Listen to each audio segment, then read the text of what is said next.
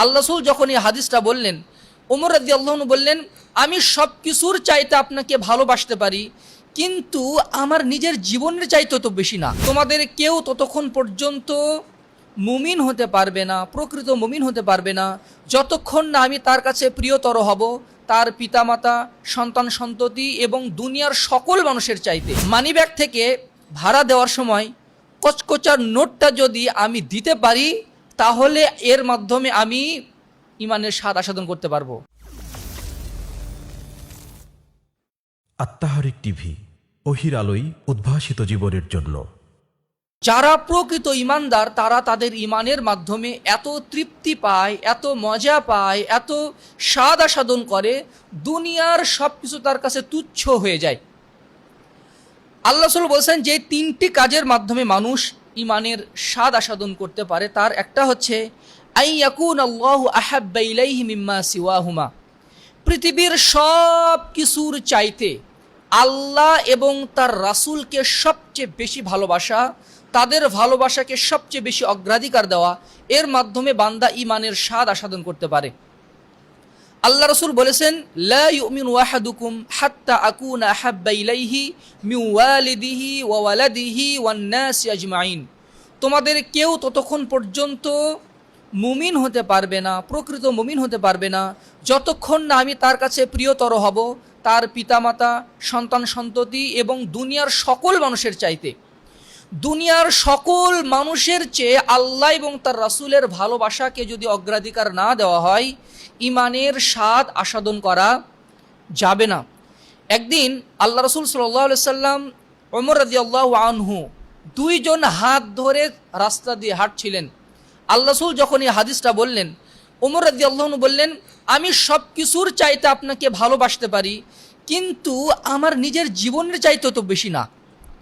মানুষ সবাই কিন্তু নিজেকে সবচেয়ে বেশি ভালোবাসে, নিজের স্বার্থটা সবচেয়ে বেশি মাপার চেষ্টা করে অধিকাংশ মানুষ। যদি কোথাও আমরা মনে করুন আমরা সবাই একটা নৌকা ভ্রমণে গিয়েছি, নৌকা যদি ডুবে যায়, আগে কাকে বাঁচানোর চেষ্টা করব? আগে নিজেকে বাঁচানোর চেষ্টা করব। আগে নিজে, আপনি বাঁচলে বাপের নাম, নিজে আগে বাঁচবো, তারপরে আমার মনে হবে আমার বন্ধু কোথায়, আমার ভাইয়েরা কোথায়, আমার বাবা মা কোথায়, সেটা মনে হবে। কিন্তু আমরা আগে নিজে প্রাধান্য দিব। যখন ওমর রাদিয়াল্লাহু আনহু এই কথা বললেন, তখন আল্লাহ রাসূল বললেন, ওমর তুমি এখনও পূর্ণ মুমিন হতে পারোনি।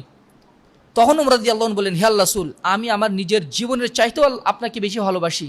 তখন তিনি বললেন, আল আন ইয়া ওমর, হ্যাঁ এখন ঠিক হলো, এখন তুমি ইমানদার হতে পারলে।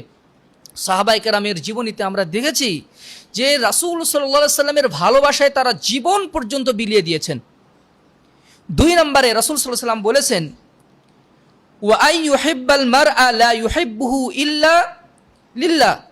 মানুষ কোনো ব্যক্তি ভাইয়ের জন্য যেটা পছন্দ করে, নিজের জন্য যেটা পছন্দ করে, অপর ভাইয়ের জন্য সেটা পছন্দ করে। লা ইউমিনু আহাদুকুম হাত্তা ইউহিব্বা লিআখিহি মা ইউহিব্বু লিনাফসিহি।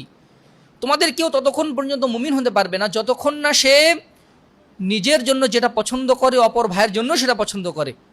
নিজের জন্য যেটা পছন্দ, অপর ভাইয়ের জন্য সেটা পছন্দ করা হচ্ছে ইমানের লাজ্জাত। মানিব্যাগ থেকে ভাড়া দেওয়ার সময় কচকচার নোটটা যদি আমি দিতে পারি, তাহলে এর মাধ্যমে আমি ইমানের স্বাদ আস্বাদন করতে পারবো। আর যদি ছেঁড়া নোটটা যদি দেওয়ার চেষ্টা করি, তাহলে আমি ইমানের স্বাদটা আস্বাদন করতে পারবো না। মাছ বাটার সময়, গোশত নেওয়ার সময় বড় টুকরাটা যদি আমি পাতে নেই আর ছোটটা যদি অন্যের ভাগে দেই, তাহলে আমি ইমানের স্বাদ আস্বাদন করতে পারবো না। যদি ছোটটা আমি নিয়ে বড়টা যদি অন্যকে দিতে পারি, অর্থাৎ নিজের জন্য যেটা পছন্দ করি অপরের জন্য যদি সেটা পছন্দ করতে পারি, তাহলে আমরা ইমানের স্বাদ আস্বাদন করতে পারবো। আর 3 নম্বর আল্লাহ রাসূল বলেছেন, ওয়া আই ইয়াকরাহু ফিল কুফরি কামা ইয়াকরাহু আন ইউকযাফা ফিন নার। কুফরিতে পতিত হওয়া, পাপে পতিত হওয়াকে ওইভাবে ভয় করে, ওইভাবে অপছন্দ করে, যেমনভাবে জাহান্নামে যাওয়াকে সে অপছন্দ করে। এই 3টি বৈশিষ্ট্য যার মধ্যে আছে, সে ইমানের স্বাদ আস্বাদন করতে পারে।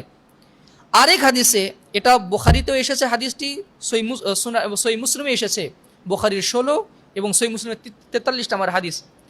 রাসূল সাল্লাল্লাহু আলাইহি ওয়াসাল্লাম 8 নম্বর হাদিস, আল্লাহ রাসূল আরেক হাদিসে বলেছেন, যাকা তা'মাল ঈমান মান রাদিয়া বিল্লাহি রাব্বা ওয়া বিল ইসলামি দীনা ওয়া বিমুহাম্মাদিন রাসূলা। ওই ব্যক্তি ঈমানের স্বাদ আস্বাদন করতে পারবে যে ব্যক্তি আল্লাহকে রব হিসাবে, ইসলামকে দ্বীন হিসাবে, মুহাম্মদ রাসূলুল্লাহ সাল্লাল্লাহু আলাইহি সাল্লামকে নবী হিসাবে পেয়ে সন্তুষ্ট হবে।